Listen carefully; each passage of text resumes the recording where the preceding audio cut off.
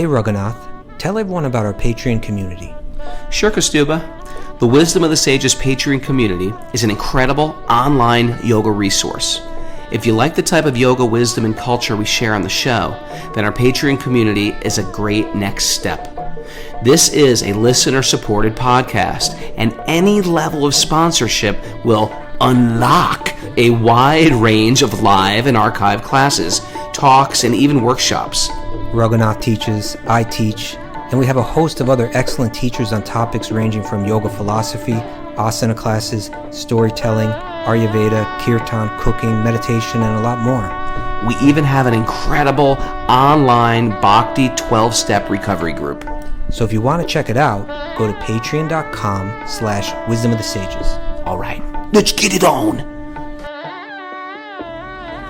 Om Namo Bhagavate Vasudevaya. Om Namo Bhagavate Vasudevaya. Om Namo Bhagavate Vasudevaya.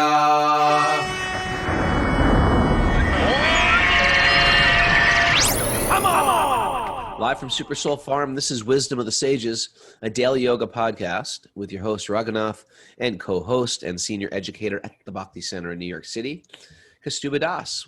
Welcome to the show and welcome to the Srimad Bhagavatam. This is our daily read. A daily read to dig deep into who we are, why we're here, and what the heck this planet's all about. The Srimad Bhagavatam was one of those magical books that answers those primordial questions of life. And we do it regularly. The book itself recommends you got to read this book every day. And you know what happens is you notably, tangibly transform the way you move and see the world. What do you think about that, Mara? It's true. It's powerful stuff. It's powerful stuff. Powerful stuff. How are you, Kaustubha? I'm doing good, Raghu. It's good to be here with you this morning.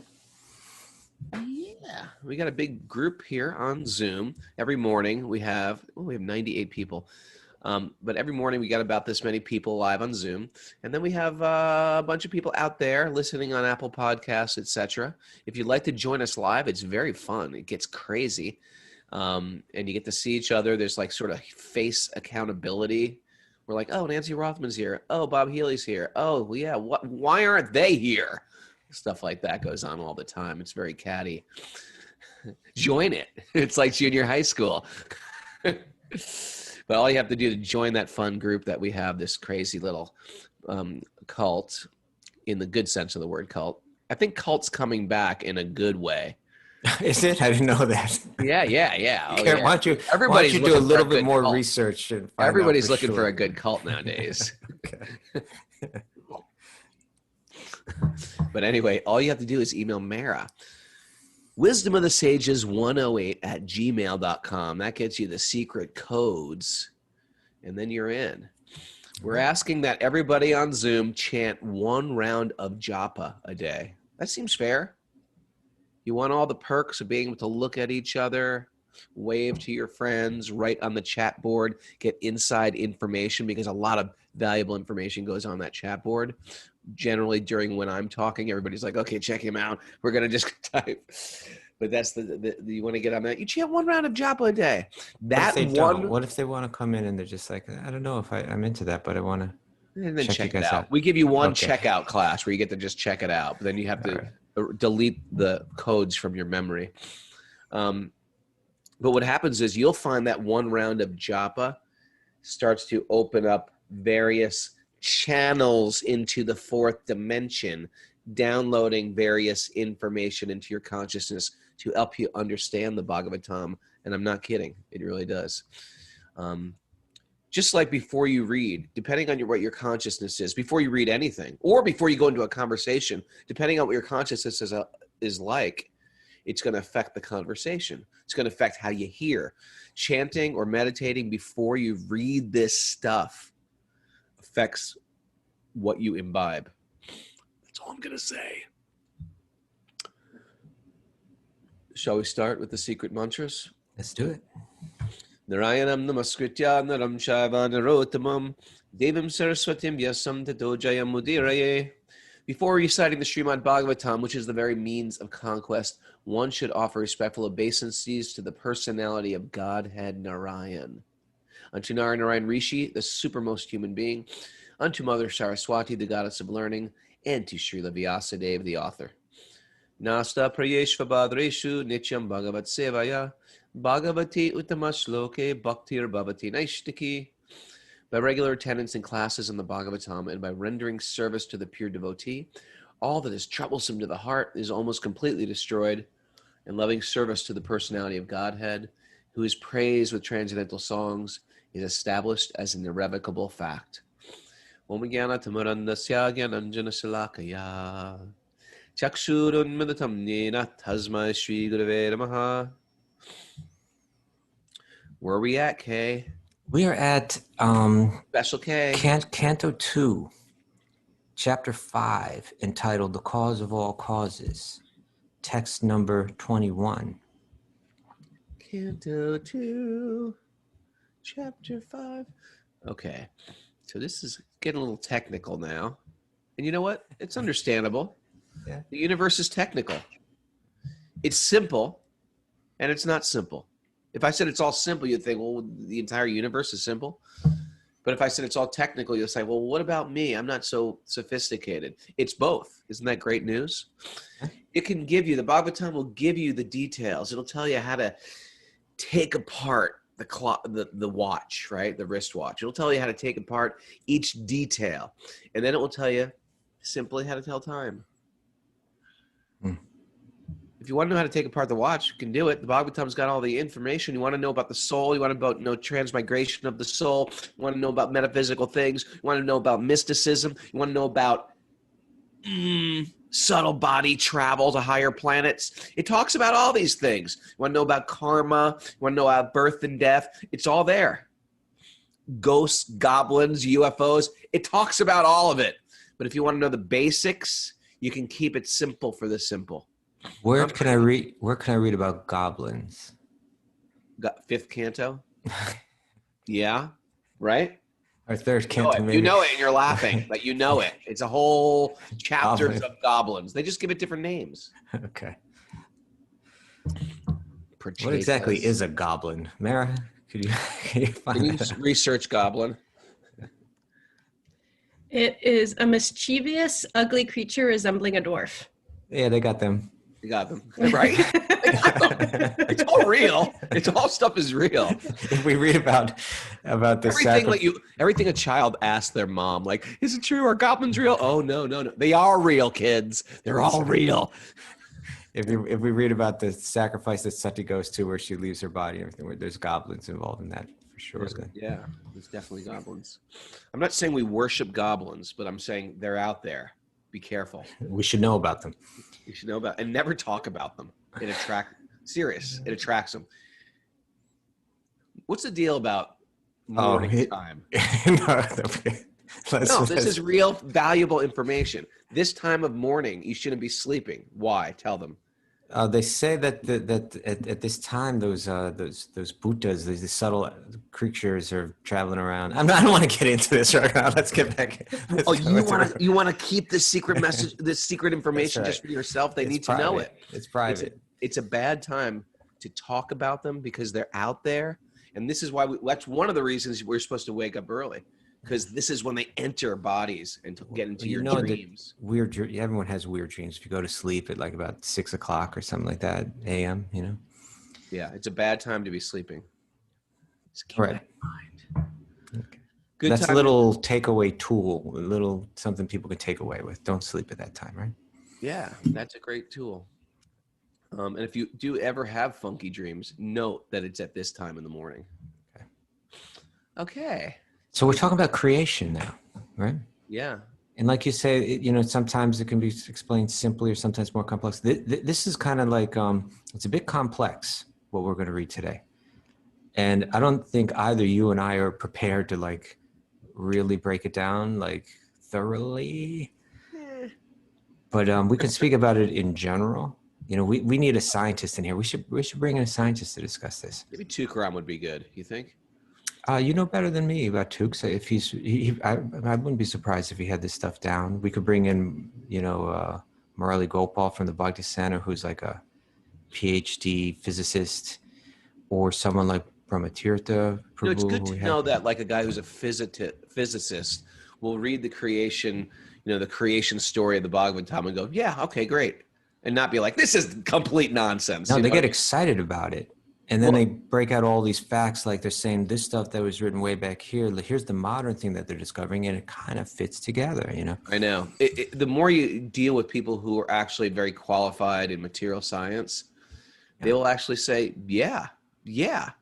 Where sometimes you're feeling like, well, I don't know anything. What if someone who actually is smart reads this? What are they going to think? Don't worry. Smart people read it. It's not just us. You're just hearing it from me. Okay, so why don't we read about this? I'll just share this right now.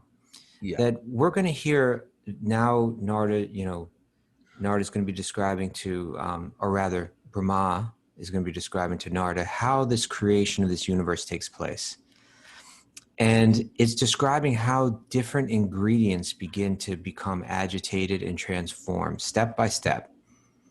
And it's kind of like, there's always I find, for instance, like the really wise people that I know, Raghunath, Yeah. I find that part of what wisdom is, a large part of it perhaps, is understanding how things grow. Right? Understand how they grow? How things grow. Like, in other words, like a wise person can look at nature, can look at how a tree grows, can look at how the seasons change, can look at different transformations that are perceivable, and understand how those same patterns play out on different levels. So, like, for instance, if I look at how a tree grows, it tells me something about how a relationship grows, and it informs how I relate to people, right? That kind of thing. Mara, what do we call that on Wisdom of the Sages? I don't know. Like it shows how the soul grows. What would that be called? Come on. It's a Fibonacci spiral. Oh, Fibonacci of course it is. Spiral. You Yes. can see similar patterns as they get larger, right? In the universe, soul grows as a sprout grows into a sunflower. Yeah. Different levels. On different levels, it's very similar. I see, like, for instance, in my, I've had, both you and I, part of the great fortune of both of our lives is we've been kind of blessed with this relationship with Radhanath Swami, to spend time with him, to speak with him, to hear from him. And I see very commonly where he looks at a complicated situation.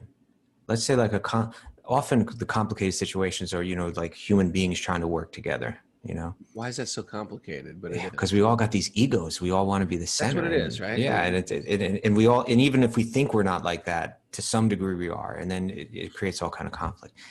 And I've seen many times where he can kind of like describe like the development of how these relationships, in order for them to come together and work in harmony, how one has to look at, he'll give a nature analogy, and then you put it all into context, and it really helps. So what we're going to have here is it's going to describe that Vishnu, this incredibly massive form of Lord Vishnu, is going to step by step, like a baker, like Mara, right? Mara's, when she's in her kitchen, she's taking different ingredients, she's mixing them, she's creating, she's becomes a creator. Laying down on the ocean. So that's the micro. Growing from her navel. No, she doesn't do that. You don't do it that way, do you? But she's gonna get a bowl, and then in that bowl she's gonna throw in some flour, and then she's gonna throw in some water, start to mix that around. Then she's gonna throw in another ingredient, like yeast, right? And that yeast will agitate the ingredients that are already there, and it'll create a transformation. And then you put that in the oven, you add the element of heat, and then it takes it on to the next level, etc.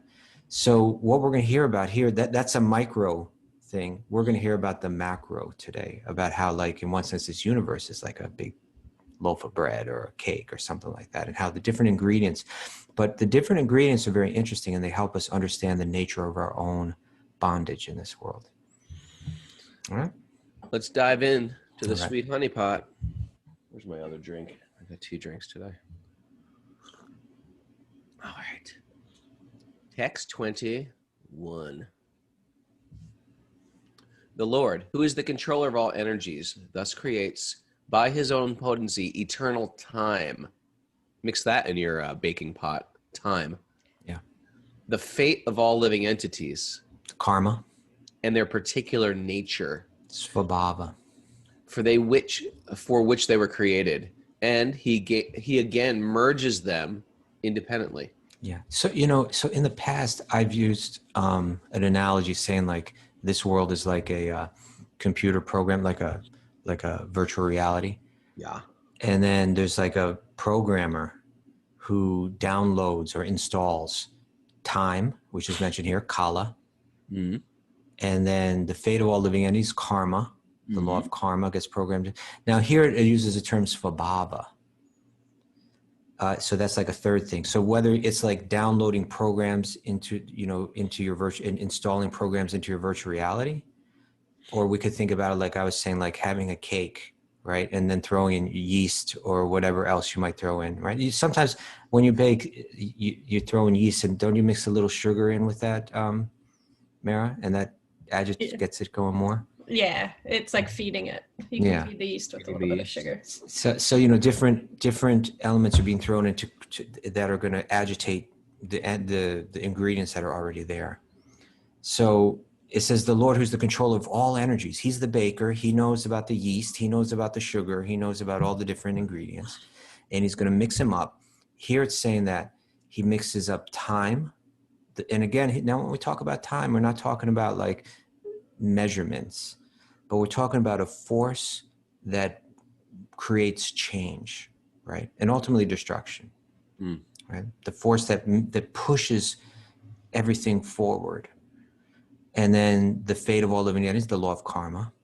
And then it uses terms for bhava, which, I wish I really had time to get more deeply into this, this morning and really understand it. But the nature, it says the particular nature of every living being. And I think that might tie into like what people will call Their personality. Instinct. Right. Like instinct. Like, in other words, we've talked about the baby turtles that hatch on the beach, and they come out of that shell already knowing I got to run for it. Right. Like, how do they know how do they know what's dangerous or what's not dangerous? But their nature, they have the nature of that turtle is in them to run for the water. Yeah. And then their whole journey. Yeah, the little journey. Ocean. It may be a quick 15,000-mile journey. It's amazing when you think about it, that turtle, right? That it's like its life is either going to be really short or really long. Right? Yeah, it's got like 300 years or like just a moment. Yeah. It's all tragic, isn't it? It's amazing the world we live in. It's bringing it back to the micro. This is us. We are that. We are in that baking bowl or that ingredient bowl. Think about it. Kaustubha, we're getting dealt some love. We're getting dealt some heartbreak. We're getting the ingredient, the agitation of an enemy, an ex-wife or ex-husband. We're getting dealt good fortune, a bunch of money just dropped down on our lap, or inheritance. And then we get some tragedy and someone we love dies. And we get a type of karmic recipe. And sometimes you even feel like that, like, why did this happen? This is so unfair. Oh my God, I can't believe I got this raise or this position or these accolades. And what's in fact is happening is our karma is a mix of those ingredients. And it's one of the ingredients thrown in there, the karma. Yeah. Yeah. That's what you just said, right? Eternal time, and then karma, and then svabhava. Yeah. But my point is, and for the even the sort of like spiritualist who's into astrology, they look at it as karma. For the Bhakti-yogi, they look at it as a recipe that God is giving me exactly what I need to transcend. So this is our creation theory, and we each have a unique creation theory, creation story. What do you think about that? Well, I love it. In other words, there's something that Dhanurdhar Swami used to tell us years ago that was kind of like opening the mind and everything like that. But just like this conception that the world is moving for my purification. It's a great way to look at it. Otherwise, you look at the world as completely random. Even if you look at it as like it's a bad karma or a malefic planet. It's still not the whole picture. There is a benevolent higher power moving the benevolent or malefic planet for our edification. That's right. And when we say purification, it means to begin to understand the truth, to not have a consciousness, a mind that's corrupted by ignorance and by false ideas that I am the center of this universe. But actually, this whole universe is moving in such a way just so that I can, I get chance after chance to try to get it straight. I resist it. The more I resist, the more that trouble comes, in my way. This is but ultimately I want to learn, just like what's the film called? Groundhog Day, right? Just like Groundhog Day. Yeah, this is what we're referring to as our historical Shastra Groundhog Day. Yeah, and here's a little from the commentary, because I think it relates to what you're saying to this verse 21. Srila Prabhupada writes, the creation of the material world, wherein the conditioned souls are allowed to act subordinately by the Supreme Lord, takes place again and again after being repeatedly annihilated. So it's going through cycles. Right? Mm-hmm. The material creation is something like a cloud in the unlimited sky. There's the unlimited spiritual sky. The real sky is the spiritual sky, eternally filled with the rays of the Brahmajyoti. So it's bright and illuminated. And a portion of this unlimited sky is covered by the Mahatattva. That's the bacon bowl that's going on here, right? With all the ingredients. By Mahatattva cloud of the material creation, in which the conditioned souls who want to lord it against the will of the Lord, who want to be the center, who want to take, who be the center of the whole equation, in which the conditioned souls who want to lord it against the will of the Lord are put into play as they desire, under the control of the Lord by his agency of his external energy, right? He's not going to be directly involved, but if you want to play that game, then you enter into it. He goes on, as the rainy season appears and disappears regularly. That's a big thing, like in India, right? Where you have the monsoon season. It comes every year. So as the rainy season appears and disappears regularly, the creation takes place and is again annihilated under the control of the Lord, as confirmed in the Bhagavad Gita, text 8:19. So the creation and annihilation of the material worlds is a regular action of the Lord, just to allow us, the conditioned souls, to play as they like and thereby create their own fate. That's the law of karma, of being differently created, again, in terms of their independent desires at the time of annihilation. So according to how I've lived and my desires, I take on new forms and new forms. The whole material world's being destroyed, and I'm complaining about something. The whole universe is being destroyed. This is how big my ego is, if you think about it. I'm complaining about A, B, and C, yet the entire cosmos are being destroyed. That's just going to happen. If you think about how big we get into our problems and our issues, it's the equivalent of, like, in the course of a day. In the course of a day, I'm walking around, having a great day, and I step on a thorn. And just for a moment. Ever step on something, you're like, but then it's gone. That is like even a lifetime of suffering. If you think about suffering, it's momentary in the grand scheme of time. Our life as Kaustubha and Raghunath and Mara, this is just one page in a multi-volume encyclopedia. One thin page, that's Raghunath. Even this analogy doesn't even give it justice, because it's actually volumes and volumes. And my lifetime, as what I know myself as, due to illusion, I forget, right? Because we do forget. Even in this lifetime, we forget about last year. Sometimes we forget about yesterday. But even if I have a tremendously painful existence, it's still one page in the biggest picture, in the volumes of my soul's journey. Out of my ignorance and out of my really arrogance that this lifetime is so important, it's actually insignificant in the greatest picture. And if you could just look at everything, almost like sometimes the stock crashes. I don't have any stocks, by the way. My stock crashed. It went down. And then the next day it goes back up. And if you actually look at the graph of your stock, the flow chart of your stocks, you can't judge it by today because you might have a huge upturn. Mara, help me out. I'm getting into finance here. I think a bull market or A something. bull like market. that. I don't know. A spike. Right? I don't know. What A it's called. spike, yeah. I mean, you can't tell from just what's happening today. In the same way, it's only out of arrogance that I even complain or even see this lifetime of suffering or even of trauma as significant in the most massive picture. Doesn't mean we don't have to deal with it and heal with it, etc. We do, and that's part of the growth too. But we should see in the grandest cause of things, it's very small. I'm very small. All right. And we don't get caught up in the you small pointed stuff. this out to me once. One of the benefits of the Bhagavatam, Yeah. or truthfully, one of the benefits of any religion in general, is when you start to put things in the scope of eternal time, it minimizes our massive issues that we're going through. It's all about perspective. It's perspective. Yeah. You got to zoom out. Got to zoom out. Okay. Yeah. Continuing on. The self-centered. What? 24? No. Chapter 22. I'm excited, so I'm reading ahead. Okay. After the incarnation of the first Purusha, Karna-dakshaya Vishnu, Yeah. you know who would be good with this? Rabindra Swarup Prabhu would be good with Oh, this. yeah. Oh, he would be great for this. You're He's right. great. He's local. We should get him. Okay. Note that down. Petition him, Mara. Put that in your notes.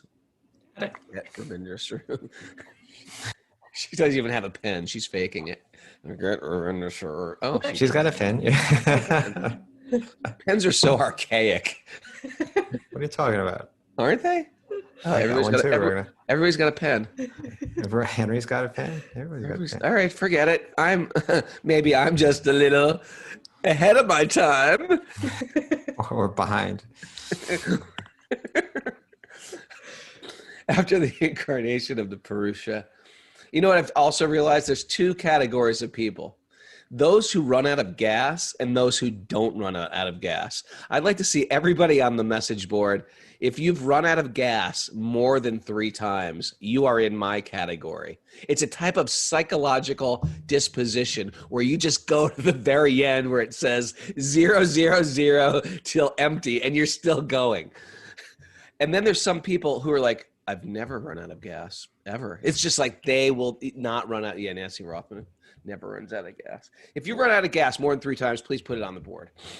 I've done it like 7 times, run out of gas. And I've realized at this point that my experiment is concluded, and I now am fully aware that Raghunath, that is a caffeinated drink that you're drinking today. Now, you want to hear this craziest part of this is the first guy to say he's run out of gas many times is Jolly Lama. So we know what we're dealing with here. Me and Jolly Lama are in the same camp. Okay.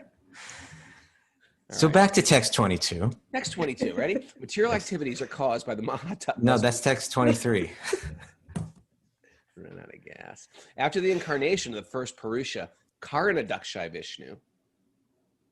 That's the one on the ocean of milk. He's on the causal ocean. Want to just go over these quick? Well, let's just go over this at least. That it's being described here for the creation of the material world. Krishna, sweet baby Krishna, that beautiful cowherd boy who roams the forest, engaged in adventures of love. He doesn't have time for that himself, right? He stays absorbed. I love that concept. Krishna outsources it. He's going to outsource it to India, like Sprint does. So whether he does it by expanding himself as Vishnu or empowering other beings like the devas or the gods and goddesses, he remains in his loving adventures that are open to us to rejoin at any time when we give up on our plans to enjoy separately. So Karna-dakshaya, so this happens through the manifestation of 3 levels of Vishnu. This is also Fibonacci kind of thing, right? Yeah. So the first one is called, here it says Karna-navashayi. Generally, it's Karna Dakshai. Oh, that's interesting. I Right, wonder if but that's what's the Sanskrit? Karna. I've read right through that. Yeah. That's got to be a misprint. I would imagine it's probably just another way of saying the same thing, but Karna Vasai. Yeah. Vishnu, the Mahatattva. So in any case, the first Lord Vishnu, he lies down and, is the Vishnu of the entire material creation. Now from this Vishnu will come unlimited numbers of universes, and then the second Vishnu, Garbhodakshaya Vishnu, will manifest in each one of those universes. From that Vishnu, Lord Brahma is born. From Lord Brahma, every living entity, the bodies of every living entity is created. And then as the third Vishnu, which is the Paramatma, or the Super Soul, or also called Kshirodakshaya Vishnu, he enters within the heart of every living being. So 3 different Fibonacci level Vishnus. Right now we're talking about the first one because we're talking in the broadest terms right now, the creation of the entire material realm. Here the term Mahatattva is used, and that's kind of like a very early stage of the dough, right? Of the mixture of ingredients. So text 22 is saying, after the incarnation of the first Purusha, after this first Vishnu enters in, the Mahatattva, or the principles of material creation, take place. And then time is manifested. So that's going to be like the yeast in there. And in the course of time, the 3 qualities appear. That's the gunas, sattva, rajas, and tamas. Nature means the 3 qualitative appearances. So when we use the term nature here in this context, it's talking about the 3 modes of material nature. They transform into activities. So it's like it's the dough is rising, it's transforming, it's growing, and the different elements, different things are appearing. Okay, text 23. Material activities are caused by the Mahatattvas being agitated. At first, there is a transformation of the modes of goodness, passion, and later, due to the mode of ignorance, matter, its knowledge, and different activities of material knowledge come into play. Every one of these things is real significant, and I don't think either of us are prepared to go into any detail about it right now. Or we are. We know all this stuff. We're just going to holding it back. Feel it until you're sincere. Okay. Just going to hold back. The self-centered materialistic ego, thus being transformed into 3 features, becomes known as the mode of goodness, passion, and ignorance in 3 divisions, namely the powers that evolve matter, knowledge of creation, and the intelligence that guides such materialistic activities. Narada, you are quite competent to understand this. Tuba, you are not. These 3 gunas are of the material world. And a lot of the big game that we play as people studying yoga is to notice these gunas. First, we identify them. We see how our body, our unique body that we have in this lifetime, that we are born into, our family that we are born into, the culture that we are born into, is generally set with one of these gunas dominating us. We don't even, we're sort of helpless in this regard. Some people are very, very organized. You look at their desk, it's just like impeccable. You look at their car, it's clean. Some of you know who you are. You look at somebody else's car, it's a total mess.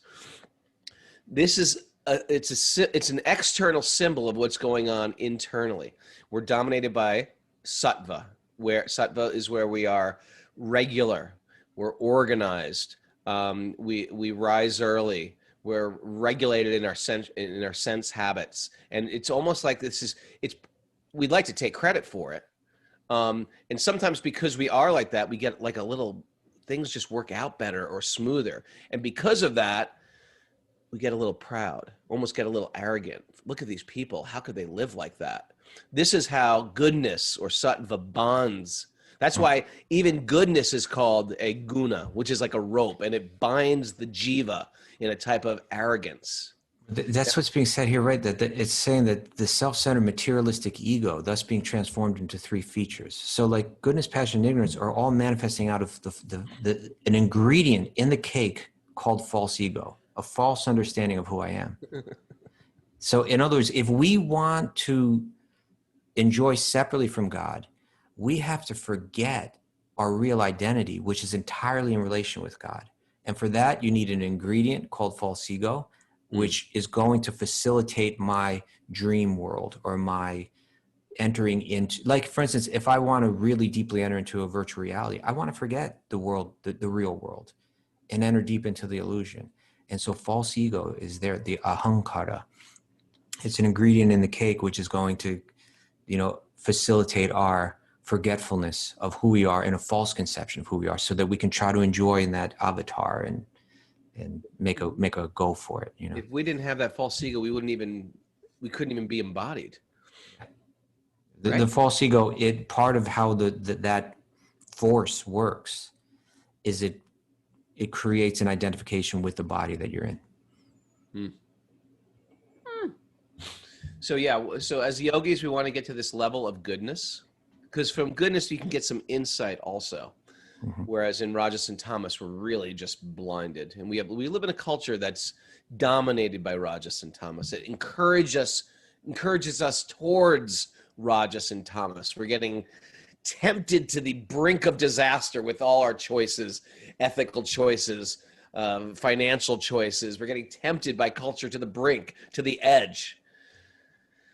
But in sattva, you get a little bit of insight, and yogis play around with this sattva. Where bhakti yoga comes in is we're pushing this next phase, which is called shuddha sattva, or a pure goodness that just notices the modes as this stuff that dominates jivas or spirits, and we actually want to transcend all of them. We're not interested in just hanging out in sattva land, sattva loka.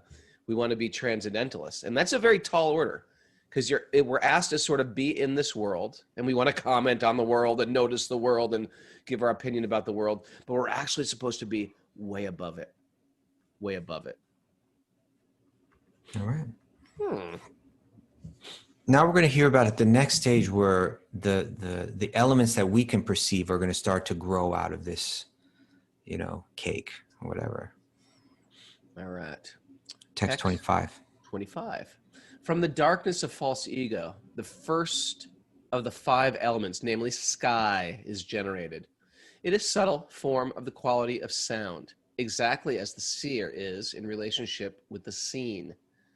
So when we say sky, you could say ether or space. Space. So the element of space is created, and then along with that becomes a quality or an object of the senses. So first, you have this space, and within that, sound is connected with that. Because the sky is transformed, the air is generated with the quality of touch.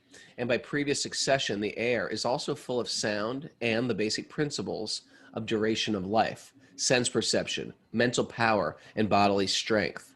When the air is transformed in course of time and nature's course, fire is generated, taking shape with the sense of touch and sound. Since fire is also transformed, there's a manifestation of water, full of juice and taste. As previously, it also has form and touch, and is also full of sound. And water, being transformed from all variegatedness on earth, appears odorous, and, as previously, becomes qualitatively full of juice, touch, sound, and form, respectively.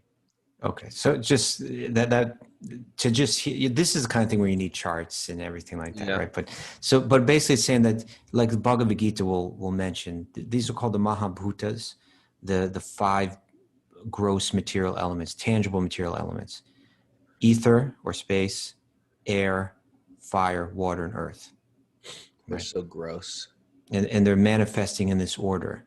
So, and each one of those has what's called a tanmatra, or a the object of the senses, what the senses perceive.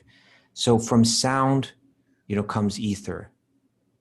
Sound is connected with. Is it the other way around? From ether comes sound? Well, we talk about sound as being the primordials. That original thing, and it manifests in ether. Okay. And then from earth comes scent. Well, yeah, but that's going to the other end. So ether has just one sound, right? Right. Then in air, there's sound, but there's also the sense of touch. You can feel the air, feel the wind and so on. And then the third one is fire, and fire brings form. You can see the form of fire. You can actually see it. So now you have form, touch, and sound in fire. And then from the next one is water. And from water, there's also taste. So water has taste and form and touch and sound. And then finally, there's earth, and earth has them all. With earth is the added sensual experience of smell. So from earth, there's smell, taste, form, touch, and sound. So with each one, that's kind of what was being spelled out here in each one of these. When it says juice, that means taste. When it says, I thought it was cold pressed carrot juice. It's not. From the earth comes fresh squeezed carrot juice. Okay. Now, from the mode of goodness, the mind is generated and becomes manifest. So now we're getting to the more subtle elements. We talk earth, fire, water, air, ether. Those are the Mahabhutas, the gross, meaning the very tangible material elements. Now we're getting to the subtle elements of mind and hankar and intellect. From the mode of goodness, the mind is generated and becomes manifest, as also the 10 demigods controlling the bodily movements. Did you know that you have 10 demigods, right? You think you're doing something right now? You're not doing nothing. You got a demigod moving your hand. You're so proud of your pens, everybody. Got news for you. You're not even moving your pen. There's a demigod moving your hand around. You're desiring, the demigod's moving it, and you're taking credit for it. Pens. You want to hear about them? Here they are. Such demigods are known as the controller of directions, the controllers of air, the sun god, the father of Daksha Prajapati, the Ashwini Kumaras, the fire god, the king of heaven, the worshipable deity in heaven, the chief of the Adityas, and Brahma himself, the Prajapati, all come into existence. This is the creation story. It's not supposed to be normal. It's not supposed to be understandable. It's out there. Well, no, it is understandable. That's what I meant. It's completely understandable. Totally. Of course we understand this. But it requires, a lot of explanation. That's all. This is just saying it in a simple way, but there are both from the, I would say it like this, that there are people that really have a deep understanding of these texts, these shastras, and they can explain it in detail and tie it all together. And then there's also that scientist that can look at this and begin to tie it all into how it all connects to modern science. But we're not those people. I don't fit into either of those categories, unfortunately. By further transformation of the mode of passion, the sense organs like the ear, skin, nose, eyes, tongue, mouth, hands, genitals, legs, and the outlet for evacuating, together with the intelligence and the living energy, were all generated. Okay. So, yeah, that kind of concludes a section here where a certain level of creation has been described. We can go a little further. There are a few more verses, but what this was describing is we generally talk about that when we speak of the senses, we speak of 5 senses.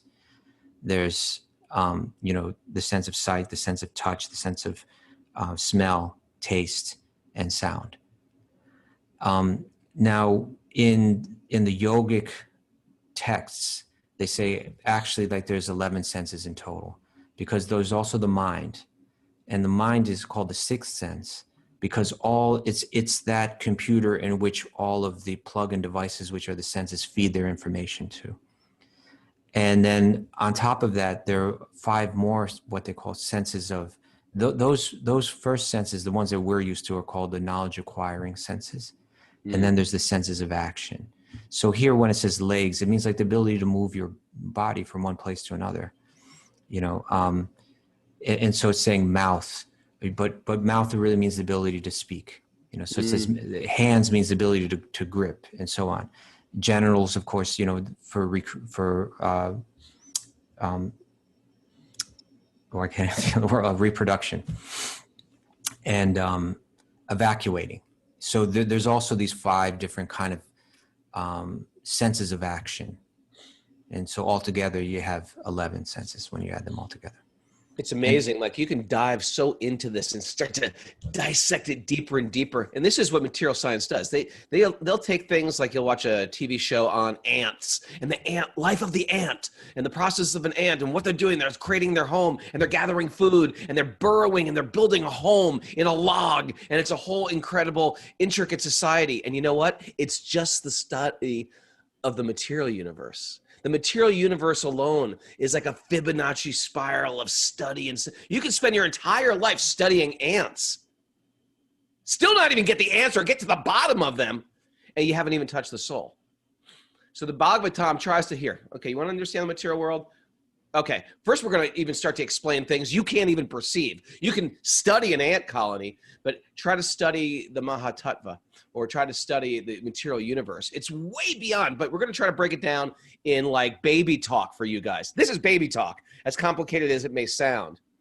But the real thing we're pushing is, as complicated this is, as vast as it is, as eternal as it is, it's just like it's separate than what you actually are. You're actually transcendental to all of it. But I'm going to explain these basics. Why? Because you're going to have to learn to transcend it. Pretty interesting. It helps you transcend it. If I can understand, oh, hold it. So you're telling me that like there's this, all of these material ingredients were created, including even like say false ego, the energy that's going to delude me into misidentifying. And that, and the ingredients of the body that I exist in, and the senses that I use for enjoyment, and the senses of action that I use to move around through this virtual reality, that it's all been provided for me to enter into an illusion to try to live separately from God as if I were God. That's, and this is breaking it down and saying, here's all the ingredients that are provided for you to do that. And that's called the universe. And the problem with it is, instead of culture trying to say, okay, let's go inside, let's figure it out, we create more diversions to get into, you're in illusion already, we're going to get you in double illusion. Because it's not working Triple yet. illusion, right? What? Because it's not working yet. I'm almost there, you know? Right. So we're going to create a fantasy video game where you can enter, you're already in a video game. This is already a video game. I'm completely convinced I'm Raghunath in this world. These are the things that I own, which I can't actually own anything. And then you take this first step, right, like you say in the Bhagavatam, level one illusion, and then I'm going to turn it to a level 2. I'm going to play, what's the game everybody plays, Mara? Fortnite? Yeah? You play it? No. No, We live Raghunath, come we live on. upstate. We don't play video games. But they go into a whole second reality where I'm this soldier and I'm fighting and I'm attacked by goblins. I just made that up. We enter into second illusions, right? And we created, and that's what we do with, we try to like refine sense gratification. Yeah. Mm-hmm. You see, And it takes us out of going in and going out. We're trying to like really, how can I have better? This is just one thing worth considering just briefly here is that the Bhagavatam is going to kind of lay this out all scientifically. And again, the commentators on this will be able to explain this in greater depth, even in ways that where it has, it lines up with modern science in incredible ways. But if I can look at this creation and how it's being described here, it's kind of sobering. And it gives me a clear picture of, oh, I see, okay, you're telling me that I'm plugging into a machine so that I can enjoy separately. That also, now that will inform how I live in this world and give me the opportunity to make decisions based on this knowledge. Whereas, if I just came and said, don't do this, like if I gave you a religious book that said, for instance, don't have sex, that's evil, and you're going to go to hell. I'm going to have a hard time gripping that. I'm going to have a hard time saying, well, why not? It's evil. Why? It's evil. That's why. Why would God create such a pleasure and not allow me to test enjoy if you're a that pleasure? demon, to test if you're a demon. That's why. And so what I'm saying is that this kind of gives us the opportunity to say, oh, I get it. It's an illusion. That the enjoyments of this world are a type of illusion that I can choose to enter into or to become free from, and actually enjoy the true nature of the soul, which is beyond all this, which is something that's not an illusion, which is something that's deeply satisfying, and so on. So it just kind of, it takes that I don't, if you want to call it like religious Thou shalt notness. Yeah, that kind of religious imposition, that which might be interpreted as like some imposition coming from a religion, and it allows us to look at it I would say in a more scientific way, in a more thoughtful way, in a more philosophical way, and in a sober way, to get it. That, oh yeah, the reason why it's that it would be wiser for me not to indulge in these things is not just because God came up with some weird torturous kind of creation. The sadistic Debbie Downer type of God that you worship. Yeah. It's actually, everything is explained. Like, it's for our benefit, for our pleasure. It's more pleasurable to control the senses than indulge the senses. The real pleasure lies beyond that. But if you engage in the illusion, it tends to draw you further and deeper and deeper and deeper into it. So then that's where yoga comes in, sense control. Yeah. Let me not get lost in this illusion. Let me start to work my way out of it. And the bhakti path is broad enough so that it's not going to say go cold turkey right now or forget it. It's going to say, okay, understand all this and now start to regulate your life in a way where you can move forward. It's beautiful, Kaustubha. I've never, ever felt like I got a thou shalt not without a great answer. Right. Without a great explanation. Right. You're not going to believe this, Prabhu, but I went to see what time it is to get the song ready. You're not going to believe who I got a message from on WhatsApp. Can you see this? Look at this. Mohan Panda. Mohan Panda sent me a message. A message from Radha Kund. He's our panda from Radha Kund. Mohan Panda sent me a message. It means he's the person, when you go and visit this holy place, he's kind of like, they're kind of like these local priests who help you do the rituals, and they're quite colorful characters. Mohan Panda. Incredibly colorful characters. Yeah. They grew up there. I mean, he was my panda when he was probably 9 years old. I remember. Now he's like got 5 kids of his own.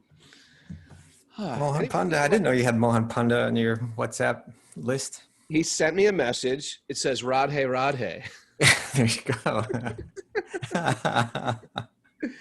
Oh, you know what? I was a little bothered getting into the show today, thinking like, you know what, this is so complicated and this so detailed. You did such a good job of explaining all this. You too, Raghunath. You too. Thank you. I mean, we just scratched the surface. We got to bring some scientists on. Scratch the surface. Sick of it all song. Oh, is it? I didn't know that. All the hardcore guys are like, yep, scratch the surface. Thank you, everybody, for joining us. We had like 100. Right now we have 116. I think there was more. We had 120. You know what? It's back to school time. That's right. We'll get into the Srimad Bhagavatam during back to school time. Thanks for everybody joining my team of those who ran out of gas, being honest, not trying to impress those non-runner outers. Big deal. So we run out of gas, we live on the edge. Thanks for all those pen people today. We're still holding on to the ancient ways of the pen. The pen. Look to the pen. Take the pen. Take the pen. It's okay that we are different. It's all right that we're different. Some of us choose to run out of gas.